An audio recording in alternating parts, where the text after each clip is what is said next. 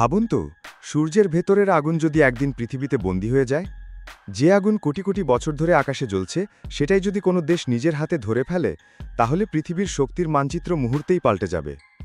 2025 সালের 20 জানুয়ারি চীনের হেফেই শহরের এক পরীক্ষাগারে এমন কিছু ঘটল যা গোটা আমেরিকাকে কাঁপিয়ে দিল। চীনের কৃত্রিম সূর্য টানা 17 মিনিট ধরে 180 মিলিয়ন ডিগ্রি তাপে প্লাজমা নিয়ন্ত্রণ করে ভেঙে দিল বিশ্ব রেকর্ড। এই সাফল্য শুধু বিজ্ঞান নয়, এটা আসলে প্রযুক্তিগত শক্তির এক ভূমিকম্প। যেখানে 70 বছর ধরে রাজত্ব করছিল আমেরিকা, সেখানে হঠাৎ করেই মঞ্চ দখল করে নিল চীন। প্রশ্ন একটাই, আমেরিকা কি সত্যিই তার প্রযুক্তিগত শ্রেষ্ঠত্ব হারালো? আর চীন কি এমন এক শক্তির চাবিকাঠি হাতে পেল যা গোটা 21 শতক নিয়ন্ত্রণ করবে? আজ আমরা জানব সেই অবিশ্বাস্য গল্পের কথা, কিভাবে আমেরিকা, যে কিনা 70 বছর ধরে ফিউশন গবেষণায় অবিসংবাদিত নেতা ছিল, সে তার শ্রেষ্ঠত্ব হারিয়েছে, এবং কিভাবে চীন এমন এক প্রযুক্তি আয়ত্ত করেছে যা হয়তো 21 শতাব্দীর ভাগ্য নির্ধারণ করে দেবে। এই পরিবর্তনের পেছনের গল্পটি বুঝতে হলে আমাদের ডক্টর চাংলু লিউয়ের কাহিনী জানতে হবে। তিনি আমেরিকার প্রিন্সটন প্লাজমা ফিজিক্স ল্যাবরেটরিতে বছরের পর বছর ধরে কাজ করেছেন এবং ফিউশন চুল্লির অন্যতম বড় একটি সমস্যার সমাধান আবিষ্কার করেছিলেন। তিনি ছিলেন আমেরিকার ফিউশন গবেষণার অভিজাতদের একজন। কিন্তু 2024 সালের মার্চ মাসে লিউ এমন একটা সিদ্ধান্ত নেন যা তার আমেরিকান সহকর্মীদের হতবাক করে দেয়। তিনি তার গবেষণাপত্র গুছিয়ে চীনে ফিরে আসেন এবং পিয়াং বিশ্ববিদ্যালয়ের ফিউশন প্রোগ্রামে যোগদান করেন। এটি কোনো বিচ্ছিন্ন ঘটনা ছিল না, এটি ছিল একটি পদ্ধতিগত ব্রেইন ড্রেইন বা জ্ঞান পাচারের অংশ, যা থামাতে আমেরিকান কর্মকর্তারা ছিলেন ক্ষমতাহীন। চীন তাকে শুধু ভালো বেতনই দেয়নি, বরং দিয়েছিল এমন কিছু যা আমেরিকা পারেনি: অত্যাধুনিক সুযোগ সুবিধা এবং সীমাহীন গবেষণা তহবিলের প্রতিশ্রুতি।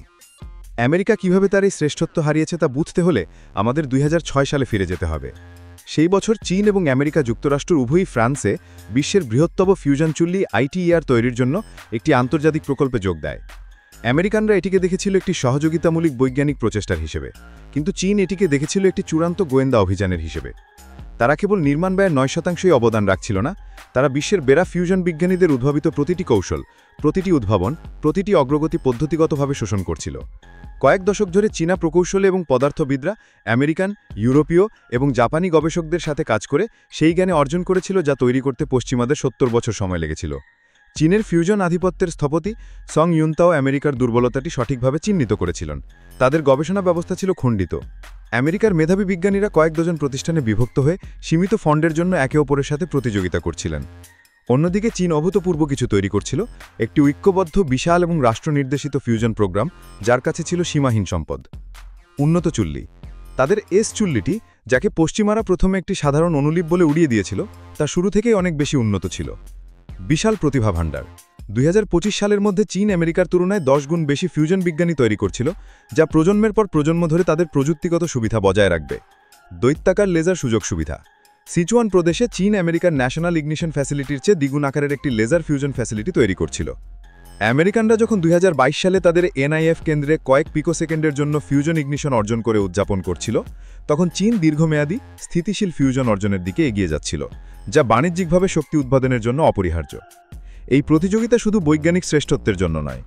যে জাতি প্রথমে বাণিজ্যিকভাবে কার্যকর ফিউশন শক্তি অর্জন করবে, সে 21 শতকের অর্থনৈতিক এবং সামরিক ভারসাম্য নিয়ন্ত্রণ করবে। ফিউশন শক্তি মানে হলো প্রায় সীমাহীন, নিরাপদ এবং দূষণমুক্ত শক্তি। এটি ওল, গ্যাস, এমনকি নবায়নযোগ্য শক্তির উৎসগুলোকেও অপ্রচলিত করে তুলতে পারে। ফিউশন চালিত এক জাতি মরুভূমিকে কৃষি স্বর্গে পরিণত করার জন্য ডিস্যালিনেশন প্ল্যান্ট চালাতে পারে, জলবায়ু পরিবর্তনের বিপরীতে কার্বন ক্যাপচার সিস্টেম চালাতে পারে এবং আন্তঃগ্রহ সভ্যতাকে সম্ভব করে তুলতে মহাকাশ কর্মসূচি পরিচালনা করতে পারে। চূড়ান্ত উপলব্ধিটি আরও ভয়াবহ ছিল। চীন এই পরিবর্তনটি সম্পন্ন করেছিল আমেরিকার নিজস্ব বৈজ্ঞানিক ভিত্তি ব্যবহার করে, আমেরিকান প্রশিক্ষিত বিজ্ঞানী দ্বারা উন্নত, এবং ITER-এর মাধ্যমে আমেরিকান সহযোগিতার মাধ্যমে ত্বরান্বিত হয়। ছাত্রটি কেবল শিক্ষককেই ছাড়িয়ে যায়নি, সে খেলার নিয়মই নতুন করে লিখে দিয়েছে। চীনের নিয়মতান্ত্রিক পদ্ধতি এমন এক সুবিধা তৈরি করেছে যা প্রতিদিন আরও বাড়ছে।